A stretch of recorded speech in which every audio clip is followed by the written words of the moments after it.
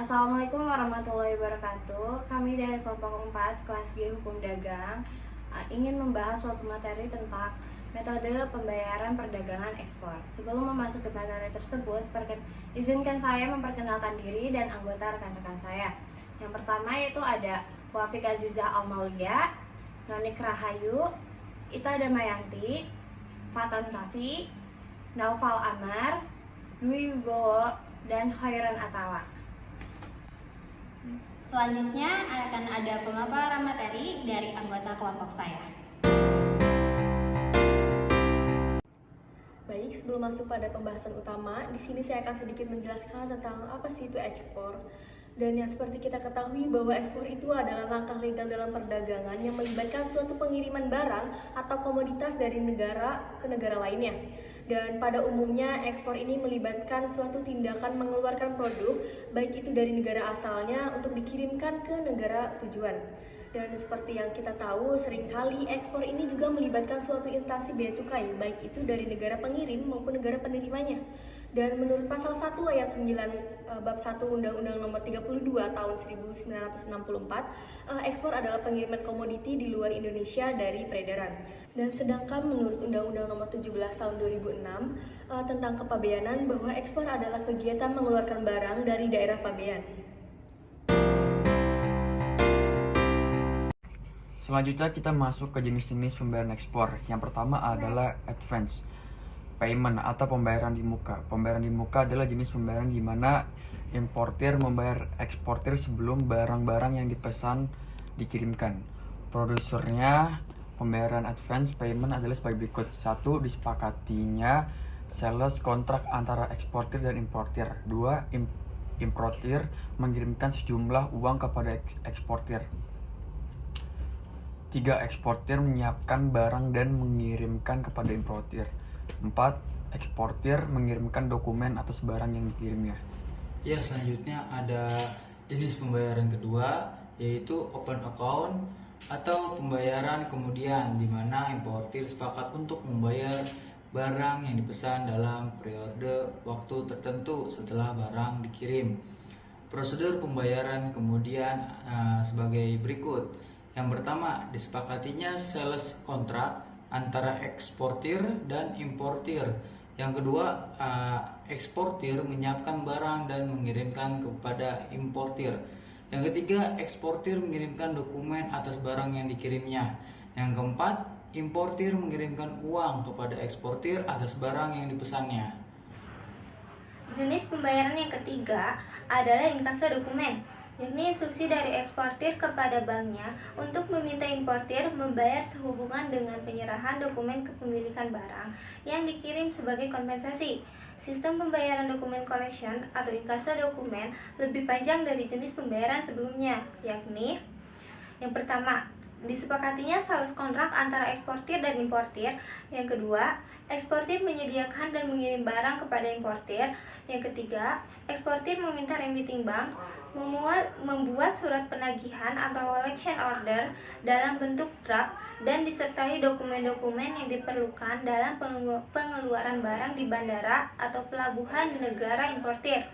Yang keempat, dokumen dikirim kepada collection bank atau bank di luar negeri yang bertindak sebagai agen penagih.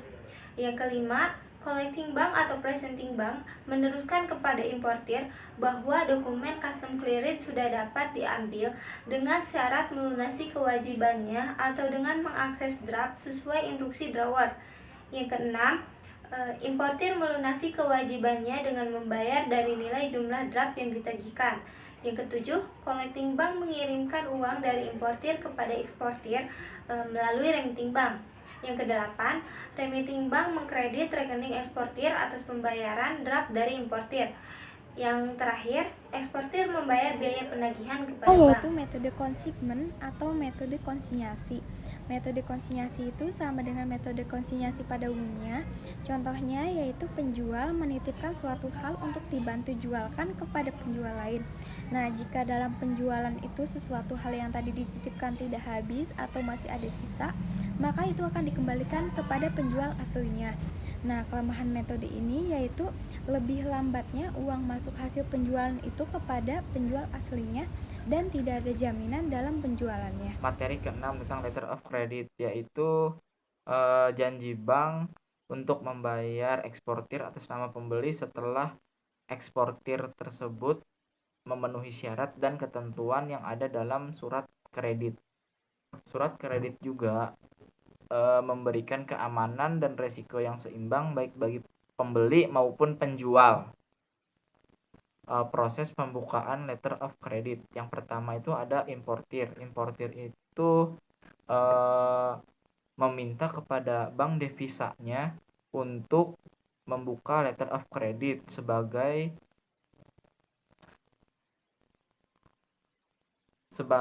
dana yang dipersiapkan untuk melunasi hutangnya kepada eksportir. Yang kedua itu ada opening bank. Setelah menyelesaikan jaminan dana melalui bank korespondensinya di negara eksportir. Yang ketiga itu ada advising bank. Setelah meneliti keabsahan amanat pembukaan LC kepada eksportir yang berhak menerima surat pengantar dari advising bank. Dari 5 jenis pembayaran yang telah disebutkan oleh kawan-kawan saya sebelumnya, letter of credit menjadi sistem pembayaran yang paling sering, paling lazim, dan paling direkomendasikan bahkan di Indonesia sekalipun untuk melakukan perdagangan internasional. Letter of credit ini memberikan rasa aman dan nyaman baik kepada pihak pembeli maupun penjual pada saat melakukan transaksi lintas negara. Dengan adanya letter of credit, penjual tidak perlu merasa takut untuk tidak dibayar, sebab apabila telah melakukan atau memenuhi syarat-syarat tertentu, maka penjual akan dapat menerima pembayaran dari bank pihak terkait. Begitupun kepada pihak pembeli akan mendapatkan fleksibilitas sebab dapat membayar baik secara langsung pada saat barang diterima ataupun ditangguhkan terlebih dahulu dan membayar di waktu tertentu sesuai dengan namanya letter of credit. Berdasarkan pemaparan materi yang telah dibawakan oleh rekan-rekan saya, dapat disimpulkan bahwa sistem pembayaran ekspor mengacu pada cara atau metode yang digunakan dalam proses pembayaran oleh importir kepada eksportir dalam transaksi perdagangan internasional.